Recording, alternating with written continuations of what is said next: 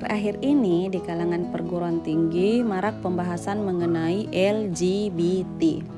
LGBT adalah merupakan singkatan dari lesbian, gay, biseksual, dan transgender.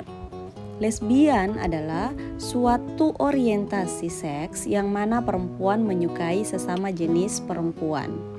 Gay adalah sebutan untuk seseorang laki-laki yang menyukai sesama laki-laki.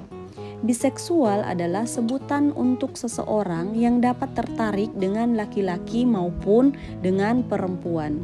Sedangkan transgender adalah seorang yang memiliki penampilan atau perilaku berkebalikan dengan jenis kelaminnya. Dalam kasus ini, transgender tidak menginginkan adanya perubahan organ seksualnya. Seseorang yang menginginkan adanya perubahan pada organ intimnya disebut juga transseksual.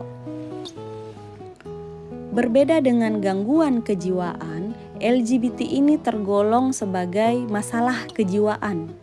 Kaum LGBT adalah mereka yang tergabung di dalamnya, yaitu mereka yang tidak bisa berinteraksi. Mereka lebih menganut paham individualisme. Orang yang satu tidak lagi saling kenal dengan yang lainnya, tidak mengurusi urusan orang lain dengan alasan ketenangan dan hak-hak individu.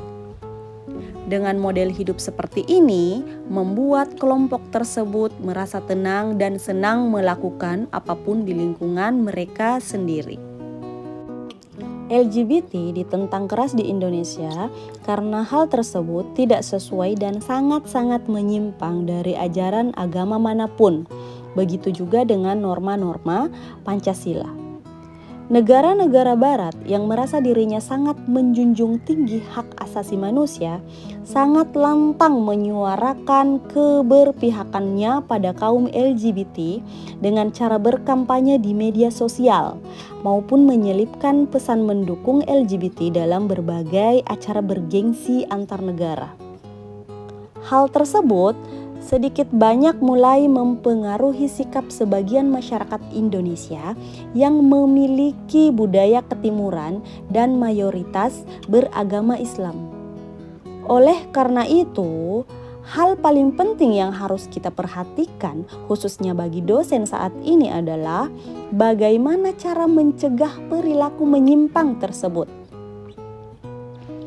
Dosen harus meyakinkan mahasiswa bahwa Pancasila sebagai ideologi negara dalam segala aspeknya, baik itu pandangan, pemikiran, sikap, dan perilaku kehidupannya.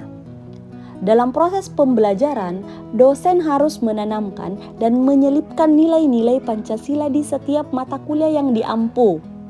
Dosen juga harus mengajarkan dan menjadi teladan dalam hal etika, baik itu berpakaian dan berperilaku sampai pada ranah pergaulan sejenis maupun lawan jenis. Selain itu, sebagai dosen juga harus mensosialisasikan penyimpangan seksual LGBT dengan disesuaikan dan didasarkan pada agama manapun. Menjelaskan alasan mengapa LGBT dilarang dan juga menjelaskan dampak negatif dari perilaku seks menyimpang LGBT. Menumbuhkan kesadaran individu dapat dilakukan melalui penerapan pendidikan karakter. Penerapan pendidikan karakter ini tidak hanya dilakukan di lembaga pendidikan atau kampus saja.